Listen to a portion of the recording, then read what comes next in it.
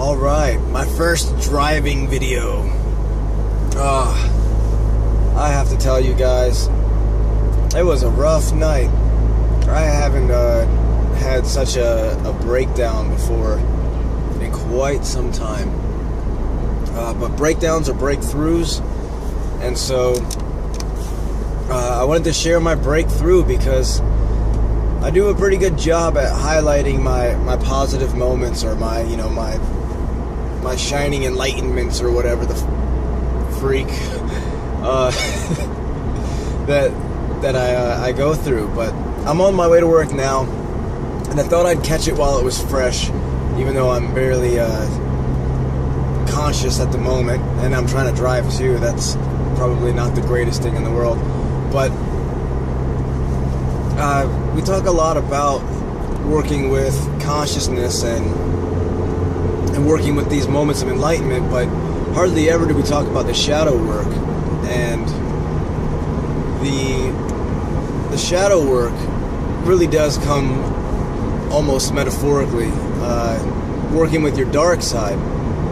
And so I mentioned yesterday about the voids and values, and how I've been told that I seek out relationships that could not be healthy for me or whatever. And I knew that there was a value in it, and I knew there was a lesson to be learned. And I think I finally figured it out last night. So here's another one where you're probably going to have to pack a lunch and take a nap, because there's no way I can get through this in 10 minutes. So, to begin with,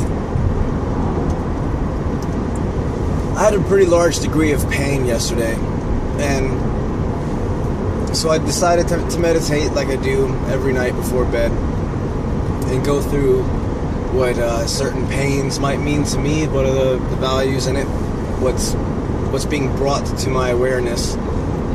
And I discovered that at some point in time yesterday, I never wanted to feel the way I felt again.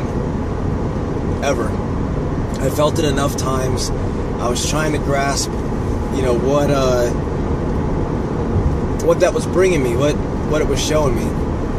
And it wasn't what other people would call a negative or destructive pattern. It was a painful pattern to bring into my awareness an emotion and an unresolved subconscious feeling, a situation, a memory, something that had been repressed for so long that it literally needed to be beaten into my awareness until I could finally be honest with myself. And so, in the sense of shadow work, I'll tell you, I guess, what it was, and this is going to be very awkward for me, because if my family watches this, the secret's out. So, first off, when I had this feeling that I never wanted to feel again, I asked myself, what is it that I'm feeling? And I couldn't get an answer, I couldn't get anything clear. And I feel bad. Well, you need to define what this badness is. I feel maybe a little bit abandoned. I'm like, well, you're not really abandoned, but you're gonna have to do a little bit better than that. So I just kept asking, and what is it you want me to hear? And I always incorporate to the highest level of my awareness what it is I've recently experienced with someone else that can aid me in my current awareness, because often we see in other people what it is we also need to work on ourselves. That's why it doesn't make sense to judge or blame anyone for anything. They're literally just bouncing back to you something so far in your subconscious that it looks like you have nothing to do with it, but when in fact you're staring straight at yourself. You're looking at your own pain. And so finally, a technique that I've learned, I guess, is that if you don't have the answer and you can't find it, within yourself, it's often beneficial to watch a movie or look for new music. Try to find new poetry, find another book, look at new artwork, find other creative forms of expression, and wait for that feeling to be amplified or triggered again. And so I did what I usually do. I let YouTube randomly go through things, and then I found an album by a band that I haven't even thought of in years. And I was playing through their album, and the last track, oh man, I'll tell you what, it was like the faucet just opened up. I was crying like the biggest baby I'd ever seen. And I was like, wow, what is this feeling now? What is this? So I told myself, what words, what lyrics in this song is triggering this emotional reaction? And I'm actually trying not to get a little teary-eyed at the moment, but it was the lyrics, I'm sorry. And as soon as it popped up, it just, blah, and I'm like, wow, what am I so sorry over? And I was like, that's not really a quality question to be asking myself. An apology usually comes from a guilt, as a matter of fact. So I said, what do I think I'm guilty of? And bam, the answer comes right to me. I go straight back into a memory of standing in front of my father, maybe about 2 or 3 years old, and he had just come home on leave from the military. And so I remember this so clearly that it's almost like I'm reciting it. But that same morning, I knew my mom told me my dad was coming home. And so I woke up anxious as hell to see my dad, and I ran to my mom's bedroom, and I opened the door, and what do I see? I see my mom in bed asleep with another man in the bed. And I remember my innocence in that moment because I didn't think anything of it. I was just like, oh, okay. And then my dad comes home, and anxiously awaiting him is me coming up, and I say, hey, I wanted to surprise you this morning, but when I went and looked in Mom's room, she was in bed and there was another man there. And I told my dad this, and I don't remember anything else. That's the only part of the memory I have up until my parents eventually splitting up. Fast forward to about the age of 15 or 16, and I'm walking with my mom. That's what we always used to do. We used to take walks and talk together. And she said, I never understood why your dad cheated on me. I don't understand why he did that. And I was like, I wouldn't know either. And she was just like, years and years ago, oh my goodness,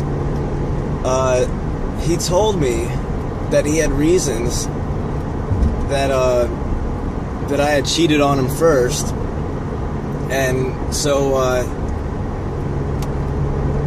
I guess he cheated on me in out of revenge or spite or something. And I thought about this, and I was like, I don't really remember anything like this. And then that memory came back, and I was like, oh yeah, I remember my mom being in bed with another man. Okay, I can see that. But I didn't say anything, And then she said, this is the kicker. This is the good one right here. That she's like, a long time ago when you were a child, he told me that he had suspicions that I was seeing or had slept with another man. And she was like, but around that time, when your dad was coming home from leave, your aunt visited the night before with her boyfriend.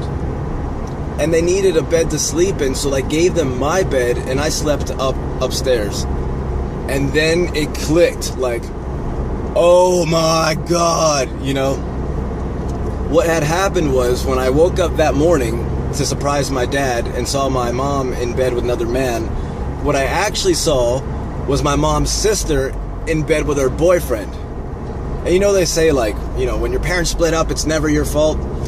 This was definitely a direct repercussion of what I had told my father, and neither of them know this. I've been keeping it a secret ever since I was like 15 or so, when my mom told me that how this had unfolded. And so I guess from then on, once I realized that my dad had basically cheated on my mom out of spite or something, I don't know the details, because of what I told him, basically, which was inaccurate, that has been like I guess one of my deepest, darkest secrets, that now the secret's out. And I guess maybe because I did the shadow work last night and I've come to terms with how that situation unfolded, I guess I'm not ashamed anymore, and I'm not afraid of people knowing. And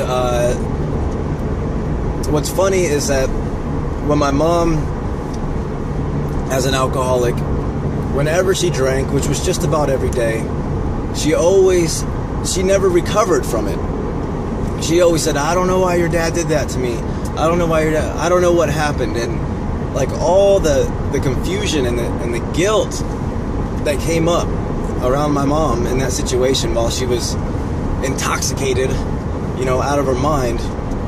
I'm sitting there listening to this with this, pit in my stomach, knowing like I do know why, but I didn't have the fucking balls to tell her, because the guilt and the shame was basically transferred to me.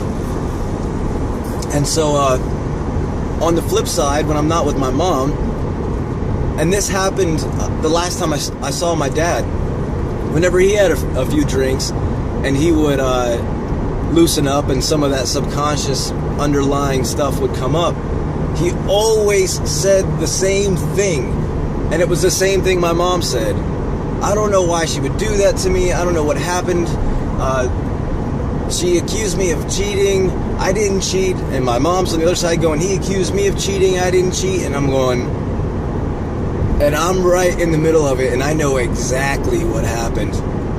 And the last time I talked to my dad, which was just 2 months ago, or maybe even longer actually, we talked about my mom. And I realized something else. Talk about shadow work.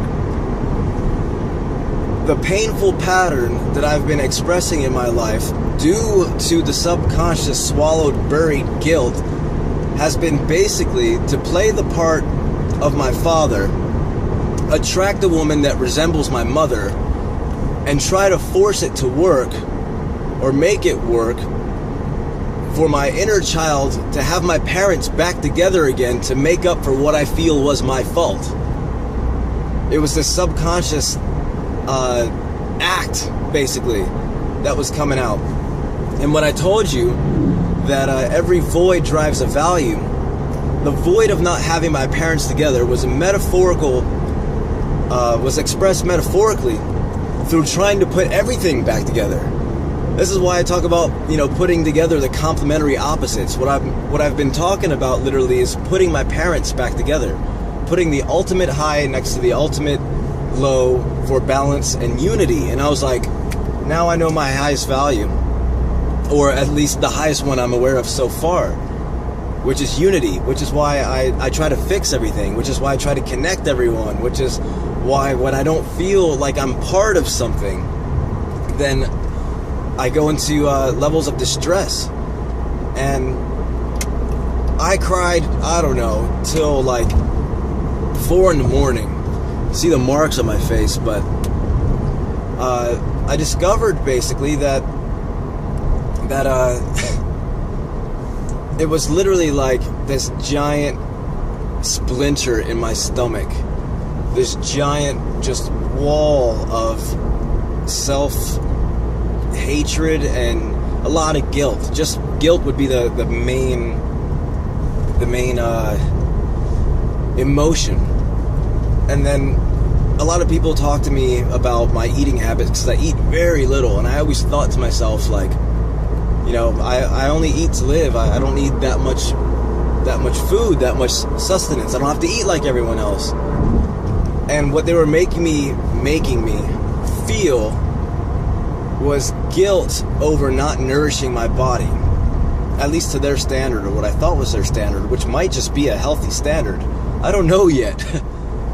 And then it happened again, another breakdown, which breakdowns or breakthroughs, was the reason why I haven't had what people would call healthy eating habits, is because I had a ball of guilt in my stomach, and I felt it being removed like a psychic surgery last night, where it was just being pulled like out repeatedly, like this giant just brick in my stomach. And that's why I'm never hungry, because I'm full of guilt. And I didn't eat at all yesterday either. After all of my challenge that I had no appetite up until somewhere around 1 in the morning or so. And that's what it came down to, was that so many of my so-called, oh man, gotta haul some ass for a little bit and get out of the way. A lot of my so-called negativity and a lot of my unhealthy habits, or my so-called unhealthy choices in relationships, have been nothing more than a reflection of my own guilt. And it's been nothing more than my inner child, as I've spoken with a friend of mine in a recent video, and I just posted that yesterday, that my inner child has been doing nothing but trying to put my parents back together. That has been my holy spiritual quest. My greatest void was as far as I've gone, because I keep digging and I'm finding more and more stuff that needs to come up. Yeah, my inner child never actually grew up from it, never reconciled it, never brought it together. So my spiritual quest has been a reflection of trying to put these complementary opposites together, which now manifests itself as the value of unity. And relationships, as I said in my previous video, was an expression of a need for that feeling of unity, to fill that value. And so the next question I asked myself was, after all of this pain coming up and more crying and more pain and more crying, was, what do I do with it? And it was, I got no answer immediately. You know, what do I do with myself now that I'm no longer guilty, and that I've forgiven myself for what I believed to be my fault, which wasn't. You know, it wasn't my fault. It wasn't my responsibility. It came from the simple innocence of a child on a misperception. And I often get angry at people when I'm like, you know, the only reason why you're fucking this up is because your perception is fucked. And that's just my pain screaming back at me. The only reason why you think you fucked up is due to a misperception. So I go on this holy war trying to correct everyone's perceptions, because when my misperception appeared to cost me my parents being together, the last thing I want for anyone else is for them to fuck their life up based on their misperceptions, because I know how bad that feels, because I've been guilty of it. And I'm like, man, what else? What else? You know, what else could come through? What do I do with it? Now that the pain is gone, there's a new, what we call a healthy void. Now I know that I don't have to attract guilty relationships or guilt-giving relationships, or seek out relationships that need fixing, because I'm not guilty and nothing's broken. It was just me. It was always me the whole time, you know. And my perception of being broken is a reflection of my need for the feeling of unity, because it's a complementary opposite. You know, separation and unity. You know, absence and presence, things like of that nature. So now I'm like, so if I have a deep need to experience feelings of unity, how am I united or unified within myself? What parts of me do I feel are connected? How do I feel when I feel like I'm not connected? And what do I do each day to cultivate a greater sense of unity?